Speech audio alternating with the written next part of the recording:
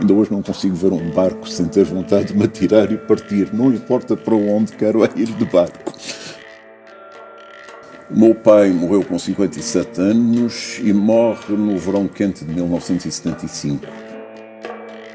Veio mesmo da minha infância mais remota. Eu ouvia 15 filmes por semana. Posso explicar isto se tiver curiosidade? Porque é evidente que nós podemos mudar de ideias. Provavelmente eu mudei algumas vezes de ideias. Mas quando a mudança de ideias é sistematicamente feita no sentido do poder, no sentido que dá vantagens, me sinto mal a lidar com isso. Uma das coisas que me fascina totalmente na vida é a questão do como é que podia ter sido se tivéssemos tomado a decisão contrária.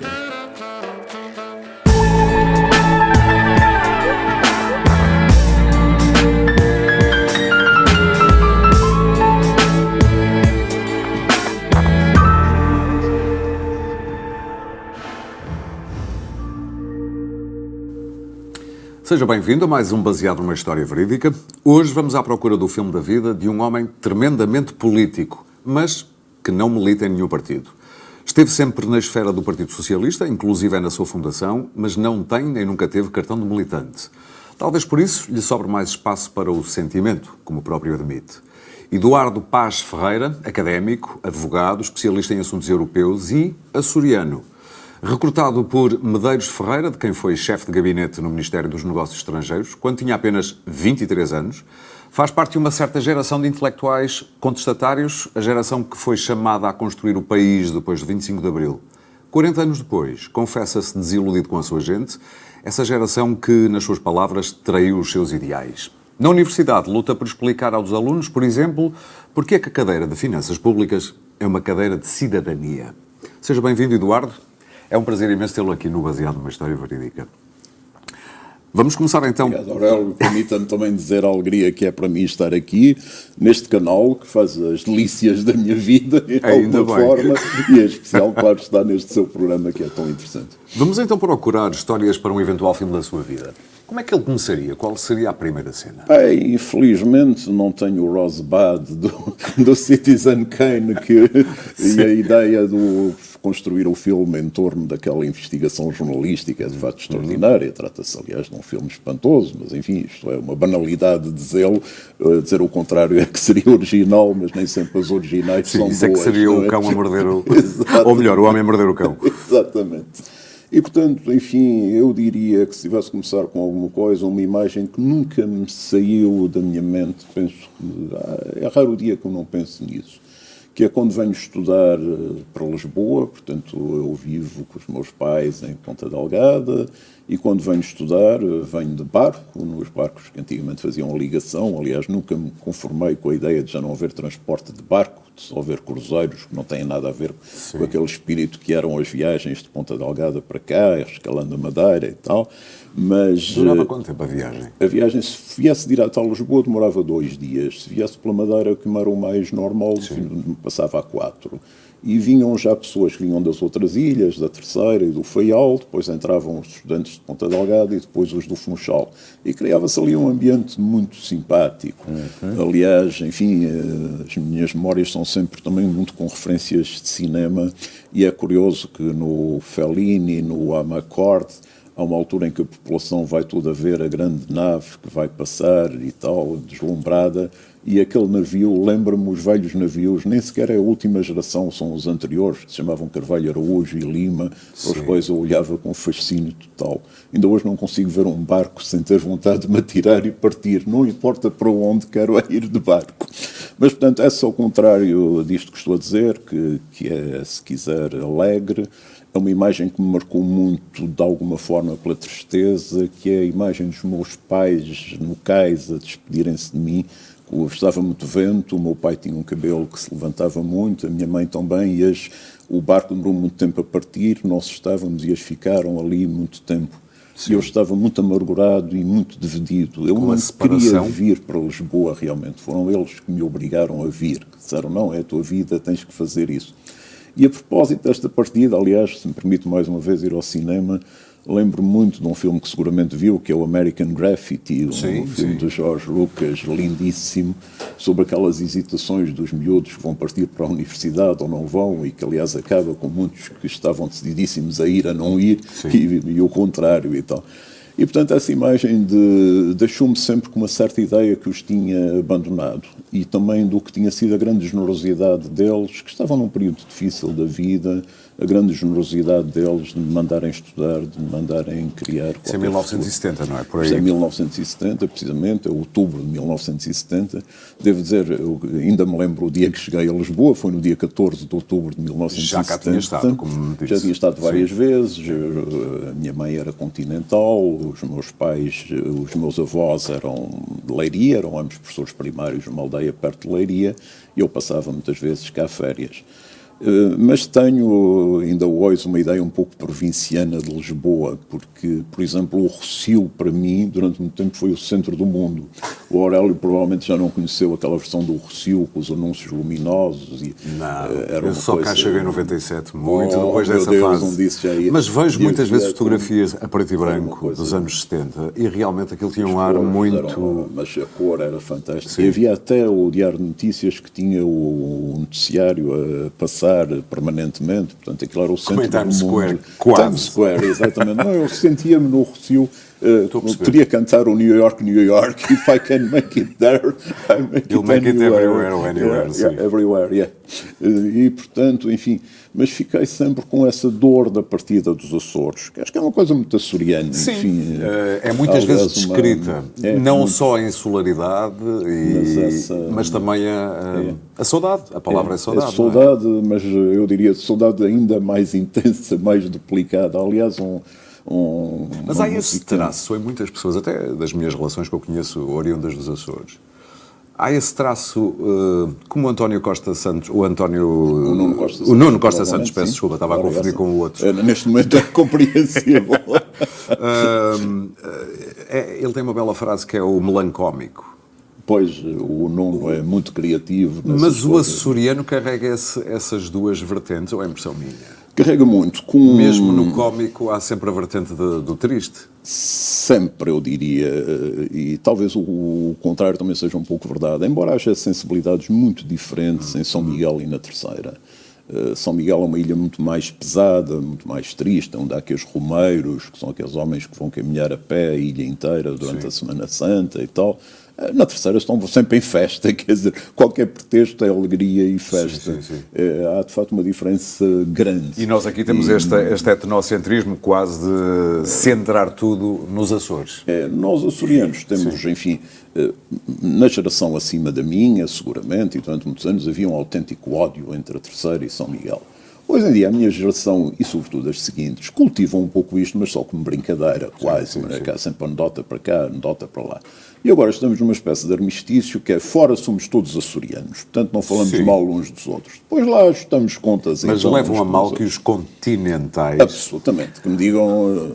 Eu, aliás, seja tudo o mesmo, não é? Eu faço completamente... com os sotaques. Exato, que são muito diferentes. São muito diferentes, sim. Mas sabe, eu aliás faço sempre a mesma cena. Quando me perguntam de que ilha sou, eu digo, mas há outra, além de São Miguel, quer dizer, é logo a sim, as picardias. Mas isso, enfim, dos Açores, e deste sentimento que nos acompanha, há uma música tradicional que foi, aliás, cantada por José Afonso muito bem, que é "Ó meu bem, se tu te fores, como dizem que te vais, deixa o teu nome escrito numa pedrinha do cais." Sim. E isto é muito alma açoriana. E há histórias comoventíssimas. Há uma história que, aliás, deu uma excelente série de televisão, do Zeca Medeiros, O Barco e o Sonho, que são dois pescadores que num pequeníssimo barco de pesca resolveram avançar para a América e atravessaram o Atlântico. E depois acabaram por ser encontrados já muito perto da costa americana, completamente numa situação semelhante à que vemos agora, desgraçadamente, os refugiados. Foram socorridos por um navio da Armada norte-americana e depois foi o senador Kennedy que conseguiu uma licença especial para eles ficarem e tal. Aliás, a família Kennedy também, porque o eleitorado deles tinha muitos açorianos, mas foi muito generosa com os Açores. Quando foi o vulcão dos Capelinhos, também conseguiram uma grande abertura para a imigração açoriana. Portanto. Sim, e o simples facto de haver lá também uma base, até na maneira de falar, especialmente da Terceira, há muitas palavras que depois foram metidas no vocabulário. Não, os imigrantes, sobretudo, sei lá. Também, claro. Por exemplo, o chewing gum passou a ser gama, é a forma como se fala lá de chewing-gum chiclete. também, não é? Exato. O frigorífico passou a ser a frigideira, por causa do frigidaire. Enfim, podiam-se multiplicar os Exatamente. exemplos. Falava-me há pouco do sentimento de, imagino que por um lado, de tudo se abre à minha frente quando chego a Lisboa, mas por outro lado também a separação dos pais. E é uma coisa que eu acho que no filme da sua vida vai ter que estar, porque é a perda, o sentimento também de perda dos pais, porque acontece relativamente cedo. Acontece muito cedo. Quer pai, quer mãe, não é? Exato, acontece muito cedo, é uma coisa que me marcou profundissimamente. O meu pai morreu com 57 anos e morre no verão quente de 1975, quando estava tudo... Está o mundo em ebulição. Quando está o mundo em ebulição, ele tem uma leucémia que, entre o conhecer-se e ele morrer, é muito rápida. E eu, na altura, tinha 20 anos, não tinha dinheiro, não tinha nada, mas consegui que me emprestassem no jornal onde trabalhava. Já era a luta? Que já era a luta, sim. Já era... Hesito se já era a luta ou se ainda era o projeto de construção da luta. Talvez que deriva da República, não é? Que deriva da República, exato. E, portanto, consegui que me emprestassem dinheiro para tentar levá-lo à França. E ele morre durante a noite, quando eu o devia levar na manhã a seguir. Nessa altura os tratamentos ainda estavam muito atrasados, agora felizmente têm avançado muito, porque provavelmente não levaria a nada, mas ficou-me ainda mais esta... Situa-nos como é que um jovem de 21 anos, 22, por aí, 23 no máximo, tem o mundo à sua volta em tremenda ebulição, tem o seu mundo pessoal também em catástrofe, porque é sempre uma catástrofe, uma perda dessas. Claro. Como é que se sobrevive a isso? Onde procura consolo? Se é que é possível encontrar consolo nessa altura? Pois, é uma excelente questão. Bom, por um lado, enfim, havia a minha família, o que restava, havia a minha mãe, que depois viria a morrer também com 62 anos, foi o segundo grande golpe, havia as minhas irmãs, havia um pouco esse reduto familiar e pronto, e sentíamos muito unidos em lutar pela sobrevivência de alguma forma nesse período. E depois havia os amigos, alguns que acompanharam a minha vida e infelizmente muitos deles morreram. Por exemplo, não sei se o Aurélio chegou a conhecer o Alface, que era um dos escritores mais criativos Sim. e tal, mas que, enfim, foi totalmente injustiçado. E, curiosamente, nunca se tendo interessado muito pelo sucesso durante a vida, no fim, claramente vivia mal com aquilo de ser tão pouco conhecido. De não ver o reconhecimento. Não ver o reconhecimento. E foi, de facto, uma grande injustiça. E também faleceu novo. 57 anos, também, como o meu pai. E repara, é extraordinário que o Alface, de alguma forma, fez tudo para afastar o sucesso, incluindo o próprio Alface. Ninguém leva a sério um escritor chamado Alface. Sim. O nome dele era Alfacinha da Silva e o petit não era Alface. É evidente que... Remete para satírico e pouco mais, não é? Exato, e nem toda a gente dá muito valor. Depois ele era muito iconoclasta. Houve uma história delirante que talvez, não se pode lembrar, mas foi muito engraçada, que nessa altura o Pedro Santana Lopes era presidente do Sporting e o Alface escreveu um livro de contos, aliás um dos melhores livros dele, chamado Cuidado com os Rapazes. E mandou uma publicidade disso para vários sítios, incluindo ao Dr. Pedro Santana Lopes, que chamou a imprensa para dizer que estava a ser ameaçado. Tinha recebido um cartão, cuidado com os rapazes. Portanto, tinha por vezes efeitos espetaculares o Alface, não é? Mas, portanto, e depois, esses anos eram anos de profunda boémia. Confesso que nas noites... Foi aí que ganhou também o gosto pelo cinema? Eu já vi aqui várias isso referências. Vem muito de antes, vem mesmo da minha infância mais remota. Eu ouvia 15 filmes por semana. Posso explicar isto se tiver curiosidade. E ainda me acontece hoje em dia, agora já menos. Enfim. Ou seja, os Açores podiam estar muito isolados em muita coisa, mas o cinema chegava lá. Havia imenso cinema, justamente por isso. O que é que nós tínhamos? Tínhamos cinema e tínhamos rádio. E foi uma alegria enorme vir a trabalhar na rádio. Pois é, porque passa pela emissora nacional, não é? Passo pela emissora nacional. Onde se cruza com Herberto Helder. Exatamente. No meu turno, justamente, está o Herberto. O Herberto tinha sido expulso antes de 25 de Abril da emissora nacional e, portanto, é reintegrado e está no meu turno, onde está justamente o Alface, o José Rocha Vieira, que depois veio a fazer o Tal e Qual, e agora julgo que está na Reforma. Acho que ainda terá vendido aquilo nos bons tempos e, portanto, será numa forma mais ou menos dourada. Acho que ele deseja e merece que tenha.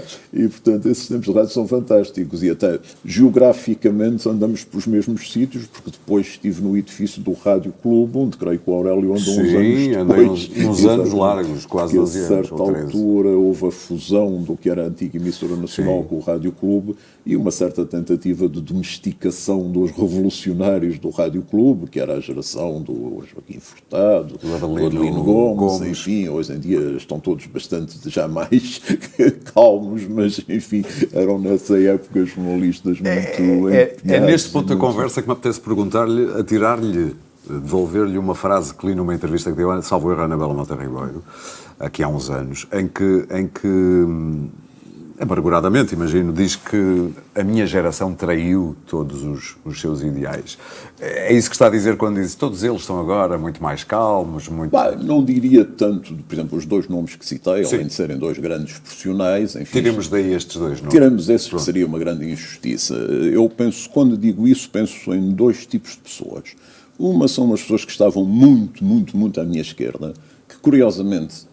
Algumas eu conhecia bastante à minha direita, depois vias passar completamente para a esquerda e depois vias voltar outra vez para a direita e não pararem. E tenho a maior dos desamores por estas pessoas. Porque é evidente que nós podemos mudar de ideias. Provavelmente eu mudei algumas vezes de ideias. Mas quando a mudança de ideias é sistematicamente feita no sentido do poder, no sentido que dá vantagens, me sinto mal a lidar com isso. Sim, não há muitos exemplos, como também disse na entrevista, de ver gente a passar do CDS ou do PSD para o Bloco de Esquerda ou para o PC. Vê-se, do Bloco de Esquerda nem tanto, mas do PC para outros, e do MRPP, o famoso. Não é? E depois há outro tipo de pessoas que não fez um percurso, digamos, tão escandaloso, mas que fez um percurso de acomodação, num certo sentido. Isto é, eu lembro-me quando era estudante de Direito, por exemplo, o meu grupo não era propriamente entusiástico do establishment da faculdade, e muitas dessas pessoas que eram muito críticas do comportamento dos professores e dos assistentes, nem todos, mais uma vez, as generalizações são perigosas, quando passaram eles próprios a ser assistentes, arranjaram os mesmos tiques, os mesmos tipos de malas, passaram a tratar os alunos da mesma forma que tinham sido tratados. Vejam um aluno de Direito no primeiro ano e no quinto, não sei se agora está há 5, isto agora mudou tudo. 4, exatamente, mas veja a diferença, normalmente é notória. Exatamente. Não, hoje em dia é assustador. Eu já vi muitos miúdos que começam, estão no primeiro ano, cabelos compridos, barbas, ares rebeldes e tal. Às vezes aguentam até o segundo, no terceiro começam a cortar um bocadinho o cabelo. Temos que ir para intervalo, só muito rapidamente. Isso angustia-o? Angustia-me muito. Aliás, há uma história que provavelmente conhece que eu conto, que é aquela de perguntar numa aula porque é que vieram para Direito. Porque eu tenho uma ideia porque é que vieram para Direito. Não apanhei isso. É muito, acho eu que é uma história, é dolorosa, se quiser, porque eu tenho 200 pessoas na minha frente, segundo ano, estou a dar finanças, a tal cadeira que tem. Aliás, aqui bem patente em várias das suas publicações. Desculpem lá, vocês vieram estudar Direito porquê? Silêncio na sala. E de repente alguém diz, para ganhar dinheiro. E, muito bem, temos aqui uma razão e tal. E outras razões. Silêncio sepulcral. Eu tinha 2 assistentes comigo na mesa e perguntei, e os seus doutores? Também para ganhar dinheiro. E aí eu disse, mas por amor de Deus, não há ninguém que tenha vindo por outra razão. E uma menina diz-me, sabe-se, professor, parece que na outra turma há um senhor velhinho que veio por curiosidade. Isto aterra. E aquilo que eu estava a dizer, muito rapidamente, aquilo que eu estava a dizer, que é ver estes rapazes de repente ficarem só com o sonho de ir para as grandes sociedades de advogados, cortarem o cabelo e a barba. Só ganhar dinheiro. Só ganhar dinheiro. Sem outros sonhos, é isso? É, ganhar dinheiro e a imagem de sucesso, de poder que aquilo dá. Muito Depois, bem. coitados, acabam lá numas caves a trabalhar desalmadamente, mas podem anunciar que estão no escritório tal e tal, não vou fazer publicidade. Nós vamos fazer aqui uma primeira pequena pausa. Daqui a pouco, na segunda parte, vamos perceber que podia ter trilhado esse caminho do sucesso óbvio, quando, por exemplo, aos 23 anos, é convidado para chefe de gabinete de Medeiros Ferreira, na altura Ministro dos Negócios Estrangeiros. Estamos a falar de 75, 76, 76? 77. 77. Peço desculpa, 76, sim. 76. 76. Voltamos já daqui a pouco para a segunda parte, baseada numa história verídica. Até já.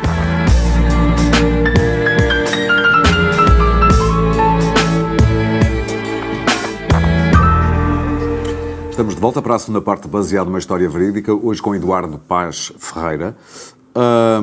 Há pouco deixei isto no ar. Com 23 anos, estava há 7 anos, 6 anos em Lisboa, trabalhava nos jornais, provavelmente na altura já na luta. Aliás, depois vamos falar da luta a propósito desta máquina. E é convidado por Medeiros Ferreira, também um outro açoriano. Isso também nos pode levar à conversa da fileira açoriana, do lobby açoriano, como muitas vezes também foi denominado, também. A máfia açoriana. E é convidado por Medeiros Ferreira para esfiar, com 23 anos, o gabinete. Com 23 anos, isto é o quê na sua cabeça quando vem o convite? Bem, rebenta de vaidade. Não, por amor de Deus. Acho de responsabilidade, de medo, o que é que foi? Ainda para mais, ainda estava a estudar também, não é? Ainda não tinha... Não, já tinha acabado já tinha acabado o curso, o curso em 75. Como eu costumo dizer por brincadeira, sou de uma péssima colheita, porque 75 é um ano de passagem administrativa e tal, portanto, digamos... Está feito.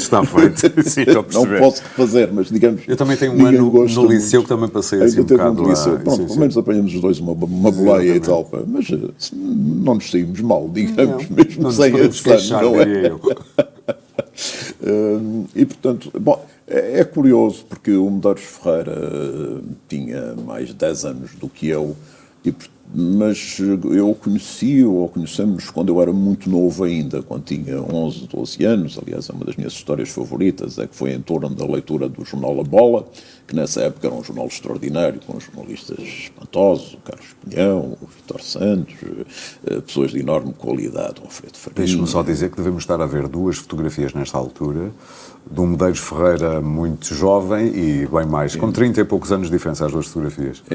Sabe, é muito curioso. A primeira fotografia foi tirada numa casa de fado e esta história é engraçada porque em 76 muitas vezes ficávamos a trabalhar no Ministério até tarde e depois íamos a uma casa de fados. E ainda havia a ressaca de 75. Os fados ainda eram muito mal vistos, ainda estavam muito conotados com o antigo regime. Quem diria o que se viria a passar depois? Sim, a partir do final dos anos 90. Ganharia muito mais importância do que tinha. Mas houve ali uns anos que era muito... Mas houve uns anos em que eles viviam muito mal. Aliás, e nós éramos tratados regiamente por ir lá, porque aquilo estava sempre vazio. Houve um dia, olha, uma das minhas noites de glória foi quando um fadista me dedicou uma música que tinha uma letra mais ou menos assim: se vem ao fado todas as noites e só não canta porque não tem voz, não se preocupe que é tão fadista como nós. Glória, não é? Exatamente. E, portanto, depois, quando aquilo voltou a ser, passei a dispensar-me de ir às casas de fados. Sim. Voltou a ser um sítio muito diferente. Mas eu volto à pergunta, como é que encara o... Portanto, sim, mas só que me referiu a estas fotografias, tem essa curiosidade, portanto, de ser feita com... É uma daquelas fotografias típicas daqueles fotógrafos que andam a tirar, e depois, 30 e tal anos depois, aliás, é visível, é tirada pouco tempo antes da morte do Medeiros Ferreira, é visível que ele já está doente, e é um amigo comum que diz que, engraçado, eu tenho aquela fotografia, quero fazer uma de vocês, não sei quantos anos depois. Ele foi muito engraçado, porque deu o arco da amizade ao longo da nossa vida. Quando ele me convida, bom, primeiro, ele cometeu um erro, é que ele tinha a ideia que eu era bastante mais novo do que ele, mas não tinha a mínima ideia que eu tinha 23 anos quando me convidou. Percebe isso tarde demais, é? Está convencido que se ele soubesse que tinha 23 anos, provavelmente o convite não teria sido feito? Não tenho a certeza, quer dizer, não diria isso, mas sei que ficou genuinamente surpreso, como toda a gente ficou. É capaz de ter sido uma das contratações do Estado para esse cargo das mais jovens de sempre, nessa altura, antes e depois, talvez, não? Pensaria que sim, agora não sei como é que anda esse barómetro, mas para a época a coisa foi de tal ordem que quando tive que preencher lá os papéis para a direção de pessoal e tal, eles devolveram-me dizendo, o doutor disse que 53, deve ser 43, não é? Não, é 53. É 53, não, pá. Ups. Estou a perceber. Pronto. Mas é estranho, porque, sabe, esse período foi um período de grande aceleração da vida de toda a gente. De tudo. E de escolhas muito complicadas, como, por exemplo, eu estudava comecei a trabalhar e ainda estava a estudar, e depois havia a questão, o que é que eu ia fazer, se ia fazer jornalismo, se ia fazer direito, se ia fazer faculdade, e, bom, a certa altura, enfim, eu adorava o jornalismo, gostava imenso do jornalismo, e não me apetecia muito, mas não sei porquê, às vezes tenho maus momentos na vida, achei que tinha que ser um homem sério e que isso de jornalista era uma vida de vadio, desculpe lá. Sim, esteja à vontade. Devo dizer, foram os tempos mais felizes da minha vida, foram os tempos em que fui jornalista e que se ligam a esses tempos de boémia de que falava há bocado. Mas nesse tempo o jornalismo tinha esse outro lado que eu hoje em dia não tenho certeza que tenha. São outros tempos, mas... Também tenho essa percepção. Aliás, lembro-me agora... Era o tempo do jornalismo tarimba. Era um bocado, exato, não havia as escolas de comunicação. Claro, e aprendia-se com os melhores também. Pois, não, é verdade, sem dúvida. Não é todos os dias sem o Herbert Helder ao lado na redação, não é? Não, e reparo, na República, tive o Fernando Assis Pacheco, o Afonso Praça, enfim, estes jornalistas tradicionais, de grande qualidade, e depois, a certa altura, enfim, como sabe, eram tempos muito complicados, com a luta que se gerava em torno disto, e tive convites totalmente sedutores. Por exemplo, a certa altura fui convidado, quando o João Soares Loiro vai para presidente da televisão, da RTP, e o diretor do primeiro canal é o Vasco Graça Moura, do segundo o Fernando Lopes, e esse grupo convida-me para diretor da informação da RTP. Portanto, aos 21 ou 22 anos, para ver como o tempo acelerava. Mas não aceitou? Não aceitei. Isso com o beneplacito também dos jornalianos, não é? O Ianes também me veio justamente dizer, e quando ele disse, não, eu quero seguir uma carreira de direito e tal, ele disse, toda a gente me tinha dado parabéns, disse, sim senhor, tem toda a razão, e eu, o general Ianes, guarda, ele disse, estou muito triste. Advogados é o que mais há para aí, agora jornalistas independentes, como o senhor, pronto. Mas, enfim, continuamos grandes amigos, não foi isso. Arrepende-se hoje, olhando para trás, de não ter aceito? Sabe, acho que não. Uma das coisas que me fascina totalmente na vida é a questão do... Como é que podia ter sido se tivéssemos tomado a decisão contrária? Sim. E às vezes tomamos um pouco por acaso, sem estar muito certos, sem não sei quê. E, no entanto, o ter dito que sim ou que não muda totalmente a nossa vida. Isso é curioso. Como é que lida com essa ideia do acaso? Precisa de acaso? Precisa de uma explicação para os acasos? Não estou a ver a dizer coisas que eu ouço por aí. Tudo acontece por uma... Tudo tem uma razão para acontecer. Há pessoas que estão firmemente convencidas disso. Como é que é dizer? Há um lado açoriano que nos leva sempre a ser muito desconfiados e a ter grandes suspeitas sobre as coisas.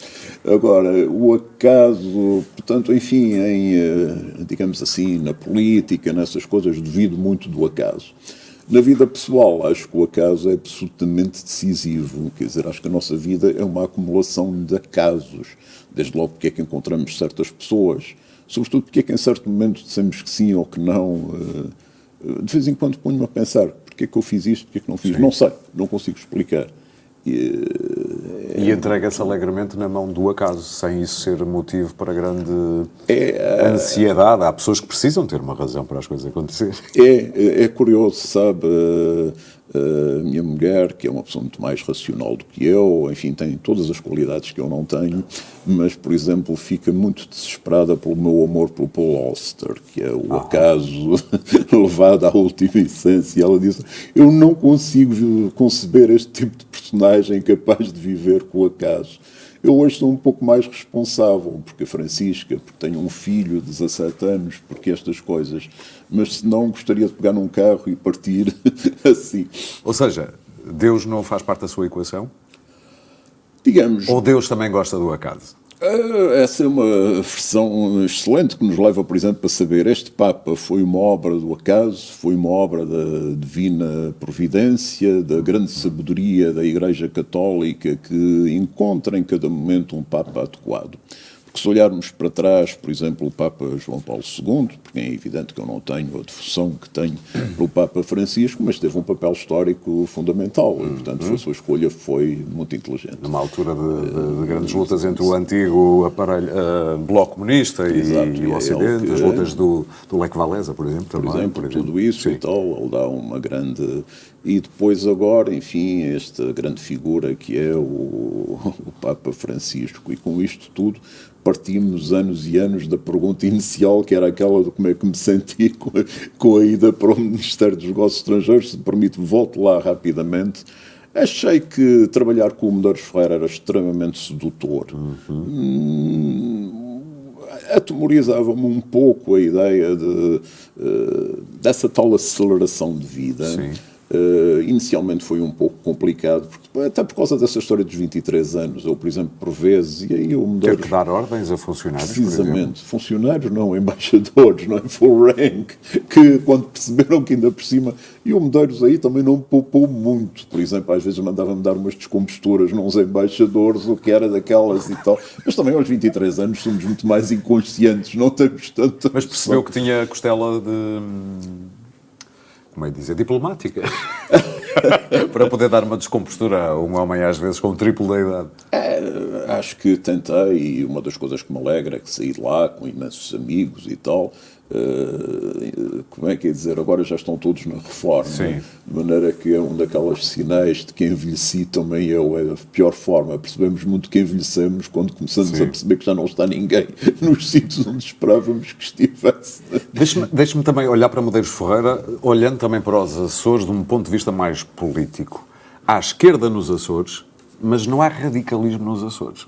Ou seja, os Açores, como também diz numa entrevista, como se via também aqui no continente, era um sítio, por exemplo, nos anos 60, em que os trabalhadores rurais iam para a porta da igreja todo dia à espera que alguém fosse lá dar-lhes a jorna, um dia de trabalho. O radicalismo não entra, nem tem uma grande... É a noção que eu tenho. Certíssimo. Porquê é que esta terra é uma terra de contestatários moderados, mas não revolucionários? Certíssimo. Porque terreno fértil provavelmente haveria, não é? Sim e não, no sentido que, por exemplo, a situação é diferente de ilha para ilha, mas a ilha que é, porventura, a ilha mais politizada, que é São Miguel, Sim. é também, como sabe, a ilha onde a distribuição da riqueza e, sobretudo, da terra é mais desigual. E onde há, digamos, terratenentes que realmente controlam e dominam a ilha. Tem, aliás, uns símbolos que, no meu tempo, podia ser que se jogava entre o Clube Micalense e o Café Central. Dois tipos de elites. Não, isso é a mesma elite. Por exemplo, o Clube Micalense era um clube... As elites circulavam para esses dois cafés. dois cafés. Eu pensei que se dividiam entre um e outro. Não. Ok. E depois havia a segunda divisão, que era o Ateneu Comercial, digamos. Que aí Segunda era... divisão. Exatamente. Um bocadinho abaixo. Bastante, não Bastante é? abaixo. Não é? Uma classe média alta. Exato. E, portanto, repare, tal como havia o liceu e o industrial, eu acho que era das coisas mais estigmatizantes. As pessoas, alunos do liceu, não se davam com os da escola. Havia, por ano, um jogo de futebol que era uma autêntica batalha campal, não é? Porque aí é que era a luta de classes. Sim, provavelmente era a única radicalização que existia. Ora bem, e, portanto, esse terreno é um terreno... Curiosamente, o Clube Micalense, que era um clube totalmente elitista, em que a votação de novos membros era feita por bolas pretas e bolas brancas, e enfim, tinha que se ter pureza até à quinta geração para se poder entrar. Era curiosamente um clube onde havia algumas pessoas ligadas à oposição democrática. Uma das grandes figuras da oposição democrática é o Dr. Borges Coutinho, o Marquês da Praia, irmão do antigo presidente do Benfica, aliás, e o próprio Ernesto Melo Antunes casa-se com uma filha de uma grande família e, portanto, ele também está nas sessões do Clube Micalense, onde eu estou e onde estão outras pessoas que são contestatárias. Mas o radicalismo revolucionário aí não existe. Nunca houve muito, no sentido, havia jovens um pouco... Mais desvairados. Mais desvairados, é o termo. Sim. E, sobretudo, o que é que acontecia? Esses jovens eram influenciados pelos um pouco menos jovens que já estavam na universidade e vinham no verão. Sim. Caso típico como Medeiros Ferreira, mas como também eles não eram radicais, revolucionários, não estavam ligados a nenhum movimento de extrema-esquerda, provavelmente por isso nunca germinou. Sim. E, por exemplo, uma grande força estabilizadora disso, curiosamente, foi o Melo Antunes, justamente. Que esteve lá. Que esteve lá e que fazia muito uma tertúlia de jovens estudantes de liceu, que era, aliás, uma coisa terrível. Ponta Delgada nos anos 60 era muito complicada, e, por exemplo, no dia a seguir, o meu pai recebia não sei quantas pessoas no escritório que iam só lá dizer: o seu filho, lá estava ontem em casa de Melo Antunes, comunista e tal. Isso não é bonito. Se põe a mão no rapaz e tal, esse tipo de coisa. Veja lá o que é que isso pode dar. Até a PID ia lá dizer: olha, cuidado com o que o seu filho anda a fazer, esse tipo de coisa. O meu pai era uma pessoa extraordinária, nunca me disse nada, ficou sempre com essas coisas para ele, nunca me transmitiu nenhuma forma de pressão. Mas porquê que lhe falo no Melo Antunes? Porque é muito interessante, porque alguns destes jovens que o frequentavam, digamos, tendiam para algum radicalismo. E o Melo Antunes, pelo contrário, é muito influenciado por aquela via Roger Garaudy, o Berlinguer na Itália, Sim. portanto, e é sobretudo a via democrática e o diálogo com os católicos. Sim. E havia, de facto, alguns católicos progressistas, como se dizia na altura. Portanto, ele era uma almofada contra essa... Muito bem. Vamos ter que fazer uma segunda pausa, já voltamos para a terceira e última. Isto está a passar tão depressa. Que pena. Eu acho que vamos Mas ter que fazer um dia destes. O resto do dia, não é? Exatamente. Vamos tomar conta do canal, que ficamos aqui várias horas.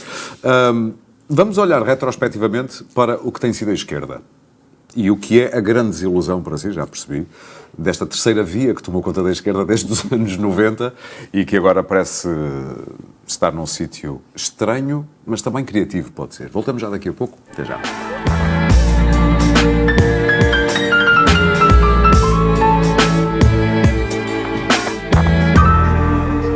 Estamos de volta para a terceira e última parte, baseada numa história verídica, hoje com Eduardo Paz Ferreira.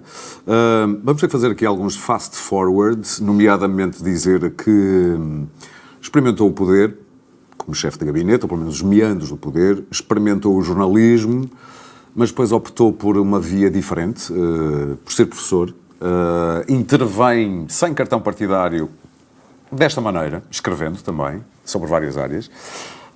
E já lá vamos. De qualquer modo, há uma história que eu acho que é um pouco emblemática de quem é o Eduardo, que tem a ver com esta máquina de escrever, uma Sterling, como aqui se diz. Smith Corona Sterling. Eu chamo sempre a minha Smith Corona, que além de mais era o nome também de uma pistola nos westerns, a Smith Corona. Há qualquer coisa de... Exatamente.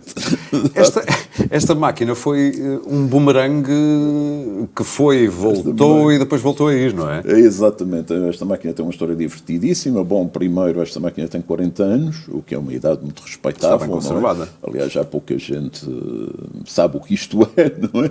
Uma máquina de escrever, enfim, olha, o Paul Auster, de quem falávamos há pouco, é que continua a escrever a máquinas de escrever. E agora o grande problema mecânica dele... ou elétrica? Mecânica. O grande problema dela é que já não há fitas, de maneira que a certa altura... Esta fita aqui, que ora escreve a preto, exatamente. Ora a vermelho. Isso mesmo. E aqui fazia-se a comutação. Precisamente, ainda se lembra disso. Ainda tive umas aulas. Espantoso. E, portanto, ele fez um apelo público e arranjaram-lhe para aí 40 fitas, mas não conseguiram arranjar mais, já ninguém produz fitas. A minha conversão ao computador foi muito difícil. E tardia, desde tardia, difícil. Enfim, a minha mulher é que se encarregou sempre da minha modernização e sempre com um certo sentimento de traição, porque esta máquina acompanha a minha vida das formas mais extraordinárias. Ela, portanto, é uma máquina com que eu trabalhava no jornalismo quando o Medeiros Ferreira me convida. E a coisa que me fazia mais hesitar em ir era a máquina. Eu não conseguia separar-me da Smith Corona. Olhava para ela e eu não conseguia. E não vou trabalhar para o Ministério se não levar a máquina do jornal A Luta, não é? Fui falar com a administração da Luta e tal. Um dos administradores era o Vítor Direito, que era também diretor adjunto do Raul Rego, e disse, olha, desculpa, eu posso comprar a máquina, porque tal. Eu disse, vamos pensar. Depois chamou-me com um ar muito solene e disse, rapaz, levas a máquina... E quando voltares, trazes a máquina outra vez. Portanto, quando voltei, a luta tinha acabado, não voltei para sítio Pois a luta não durou assim tanto tempo. Não, foram fenómenos efêmeros e tal. Aliás, a seguir ainda houve o Portugal Hoje, que foi uma espécie de sucedâneo da luta. O PS, quando se meteu a fazer jornais, a coisa correu-lhe sempre mal, digamos. Digamos que sim. E, portanto, nunca... passaram-se anos e eu continuei a usar a máquina alegre e feliz, e um dia o Vítor Direito diz-me, rapaz, telefona-me, está na altura de trazeres a máquina outra vez, eu vou fazer um jornal novo. E o jornal novo era, imagino, o Correio da Manhã, começar. Mas nessa altura, enfim, o Vítor Direito disse, tu com certeza já não queres ser jornalista, mas então o que eu te peço é que faças artigos e que coordenes a parte de opinião, que convides pessoas e tal. E eu arranjei um grupo de colaboradores excelentes, penso eu, mas ao fim de 2 meses, não sei bem, 3 meses, o Vítor Direito chamou-me e disse: os acionistas não estão nada contentes com a opinião, rapaz. Não era para isto que a gente contratou. Podes levar a máquina outra vez. E aqui está ela. E aqui está ela. E ainda passou por vários percalços da minha vida, para casamentos, divórcios e tudo, mas a máquina ainda está aqui comigo e há de continuar. A importância de alguns objetos. Ao longo dos anos tem intervindo de uma maneira que é escrevendo sobre coisas que o preocupam. Aliás, esta Bíblia tem quantas páginas? 1500 ou qualquer coisa. Dizíamos assim. Aqui antes não é escrita toda por mim, sou só o coordenador. Sim, exatamente. A austeridade cura, a austeridade mata, são 2 perguntas. E alguém dizia aqui, antes de começarmos a conversar, que se há coisa boa da austeridade, ou sobre a austeridade, ou um dos efeitos secundários eventualmente positivos, é todos estarmos mais politizados e mais cidadãos no sentido de fazermos perguntas, como isto é necessário, isto faz-nos bem. Já todos nós temos uma noção do que é uma agência de rating, por exemplo. Coisas por aí. Outra das coisas que se percebe dos seus escritos mais recentes, e aqui temos 2, este é o mais recente e é filho deste, tem a ver com... Isto são textos, crónicas, ensaios... sobre nós e sobre a nossa vida, na realidade. E há uma coisa que eu acho que se percebe, é a sua angústia para com a esquerda recente. Já o disse, é viúva, e é curioso que o disse no feminino, é viúva de François Hollande, ou seja, desiludido com essa esquerda, desiludidíssimo com Tsipras, a traição de Tsipras, assim lhe chamou. E percebo, do que tenho lido recentemente, que está muito curioso com o que se vai passar no Labour britânico, agora sob o consulado de Jeremy Corbyn. Não está a preparar-se para outra desilusão? Muito obrigado, eu acho que foi uma excelente síntese. Temos pouco tempo, eu tentei... Foi ótimo, foi excelente. Eu teria sido muito mais palavroso e tal. Deixe-me só voltar ali atrás à primeira questão, que é uma questão muito interessante ainda neste domínio, que é as pessoas estarem hoje mais politizadas, discutirem mais e tal. É verdade, sobretudo surgiram muitos livros, repare, nós temos uma economia dominante, um pensamento económico dominante, mas que não produz nada. Não há nenhum bom texto recente, bom ou mau texto a defender seriamente a austeridade. Pelo contrário, há muitos livros extremamente críticos da austeridade, de grande qualidade.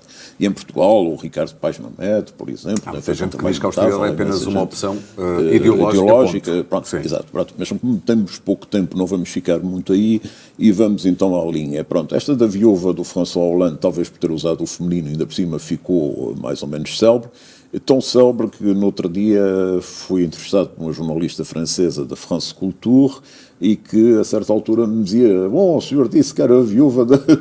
Até ela sabia disso. Até ela sabia. Disse: mas sabe, nós em França somos todos e todas e tal. E de facto o François Hollande mostrou em todos os aspectos uma falta de energia e de coerência completamente lamentáveis e tal. Mas não é o que se tem passado com a esquerda em geral? Em geral, é evidente que sim. Sobretudo é completamente incompreensível. Bom, digamos, eu às vezes digo, neste tom duro que às vezes uso, que o assassino da social-democracia foi o Tony Blair. E a sua terceira via? A sua terceira via e aquela célebre declaração da Margaret Thatcher, ainda sem Alzheimer, quando lhe perguntam qual é a sua melhor herança, ela declara, como sabe, Tony Blair. E, de facto, é ele que convence, de alguma forma, a esquerda a vir para o centro, que é o único sítio que o eleitorado quer, é o centro. Devia ter percebido que o eurocomunismo já tinha dado um sinal de que quando certos partidos se desviam de onde estavam, morrem. O eurocomunismo foi muito bonito, e o que é que fez aos partidos comunistas? Era muito interessante como ideia e tal. Foi, enfim, mas assassinou os partidos comunistas. Certo, um a um. Certo. Não ficou nada de pé. Sobra o nosso PCP, que é o mais ortodoxo. Que nunca foi eurocomunista, justamente. Exatamente. Portanto, isso confirma a sua análise. Ou seja, os PS e sociais-democratas europeus arriscam-se a ter o destino... Arriscam-se. Todos os movimentos a que assistimos neste momento é de fuga do centro, curiosamente. Por um lado, para a extrema-direita, por outro, para a extrema-esquerda. Porque não é só a questão do centro, é a vacuidade do discurso. São discursos de plástico, em que se trocam elogios, em que se trocam frases preparadas por agências de comunicação social, mas que não têm nada a ver com a realidade. E as pessoas estão cada vez mais irritadas com isto. O grande risco é que as pessoas fogem para a abstenção, fogem para o radicalismo, e, por exemplo, enfim, aqui temos sido um pouco poupados à direita, mas a Frente Nacional em França, a Inglaterra também já tem um partido de extrema-direita significativo, e se olharmos, por exemplo, para os Estados Unidos, para o que se está a passar, é exemplar, porque temos à direita dois personagens tenebrosos, que são o Trump e o Carson, enfim, eu diria provavelmente em competição para ver quem é que é pior, mas que tem uma grande aceitação junto do eleitorado republicano. Sim. Enquanto que antigamente o eleitorado republicano, sendo um eleitorado de direita, era um eleitorado de direita moderada, digamos, os tempos de Eisenhower, de vários presidentes. E agora fazem gala de uma espécie de ignorância científica, mas fazem gala despoderadamente. Precisamente, é um processo civilizacional terrível. Sim. Mas, curiosamente, à esquerda surge um senhor, que é o Bernie Sanders, que se apresenta como candidato socialista. Ora bem, há uns anos, nos Estados Unidos, um homem que tivesse essa ideia tinha 2% nas sondagens, na melhor das hipóteses. Socialista nos Estados Unidos não tem o mesmo valor que cá. Claro, exato. É um ferrete terrível. Exatamente. Sim. E ele afirma socialista e explica, aliás, que é a tradição da social-democracia europeia que ele está a defender e tem nas sondagens 30%. E, sobretudo, isto era suposto ser um passeio para duas famílias, a família Clinton com a Hillary e a família Bush com mais um, que era o Jeff Bush. E Clinton ainda vai à frente, provavelmente será candidata, mas não terá o passeio triunfal que esperava. Está a mudar, portanto, nessa paisagem. Está a mudar. E a Inglaterra também vê isso? O Bernie Sanders, não, o Jeremy Corbyn faz a mesma coisa. E repare, o que é que acontece? Muita da reação que se dá em relação ao Jeremy Corbyn, por exemplo, tem a ver com uma coisa que é... eu tenho muita pena de dizer isto, mas é assim, a esquerda gosta imenso de ser elogiada pela direita. Parece que considera que a fonte de legitimidade vem toda de direita. Porquê é que acha que isso é verdade? Eu consigo perceber o que é que está a dizer, mas porquê é que acha que é assim? Há aqui algum complexo de inferioridade? Aparentemente, só posso entender assim. E há também aquilo que é, muitas vezes, o desejo da esquerda de ter acesso a determinados meios sociais, bens materiais, determinados meios económicos. E isso tinha a ver até um pouco com aquele discurso que ficou a meio da minha geração que traiu. Isto é, eu não quero ser mal entendido, não acho que haja uma incompatibilidade entre ser socialista e ter uma atividade empresarial, pelo amor de Deus, não, nada disso, sim. Não sou assim tão primário. Agora, o que me impressiona é, de facto, como se sentem tão bem quando são acariciados por um comentador de direita. E como em Portugal a opinião pública está completamente controlada à direita, qualquer esquerdista que apareça aí está mais ou menos na mira de alvo. Pelo contrário, quem descubra que afinal o tratado orçamental é muito bom para o futuro dos povos, quem goste muito da NATO, quem tenha assim umas posições desse género, quem pense que a austeridade é um mal necessário e tal, não percebo bem porque é que se dizem socialistas, mas o que é certo é que são muito apaparicados. E, portanto, há essa tentação. Portanto, por um lado, temos uma questão ideológica de quebra de fé nas coisas que outrora foram importantes para as pessoas, mas depois temos outras motivações mais medíocres. Custa-me dizer isso. Muito materiais. Materiais e... Se for preciso fazer a revolução, podemos contar com os jovens? Sabe, primeira ironia, no meio disto tudo, eu nunca fui revolucionário. Havia aquela velha blague do Willy Brandt que qualquer bom social-democrata tinha sido maoísta aos 18 anos. Eu tenho esta coisa chatíssima e até um pouco contraditória com o meu estilo, que é ter sido sempre, como disse há bocado, da área socialista. Sim. Portanto, moderado. Um social-democrata e tal, não sei quem. E, portanto, isso é um bocado chato. Portanto, eu não sei grandes coisas de revolução. Mas às vezes... poderíamos contar consigo agora? Depende. Olha, por exemplo, dou-lhe um exemplo, conto esta história que acho que vai gostar. O Jorge Silva Melo, que é uma das figuras que eu mais admiro na cultura portuguesa. Já cá esteve há uns anos. Ótimo, extraordinário, deve ter contado imensas histórias fantásticas e tal. E o Jorge tem sido muito maltratado, se quisermos. E tem hoje em dia um pequeno teatro, que é o teatro ali da Escola Politécnica. Os Artistas Unidos? Os Artistas Unidos e tal, e o teatro dele pertence à Universidade de Lisboa. E a certa altura, aquilo não gerava o rendimento necessário para pagar a renda e a Universidade resolveu pô-lo na rua. E o Jorge convocou uma reunião dos amigos dos Artistas Unidos Eu cheguei lá e estava um grupo, não sei, 100 pessoas ou coisa assim, e estava tudo muito deprimido, porque pronto, o Jorge estava totalmente desanimado, disse: eu não tenho energia para mais, eu acabo e tal, vão-nos despejar em outubro, portanto eu já não estreio sequer mais nenhuma peça, o dia de saída é o dia 17 de setembro, ainda me lembro bem, e explico porque é que me lembro bem. Eu ouvi aquilo e disse: desculpem lá, há aqui um erro. Não, nós fechamos aqui dentro e não saímos. E, portanto, a revolução começa aqui, no dia 17 de setembro. Trazemos mantimentos, trazemos não sei o quê e ficamos aqui. Mas, como sempre fui um reformista, fiz esse discurso, teve uma grande adesão das massas. Mas depois foi tentar reformar. E depois tratei do assunto de outra forma e consegui que o Jorge ficasse lá. Mas gostei daquela experiência, quer dizer, da forma como podia ter conseguido. Adrenalina da coisa. Sabe que eu acho que se algum dia for preciso fazer a revolução, isto não é nada, mas pelo que vejo,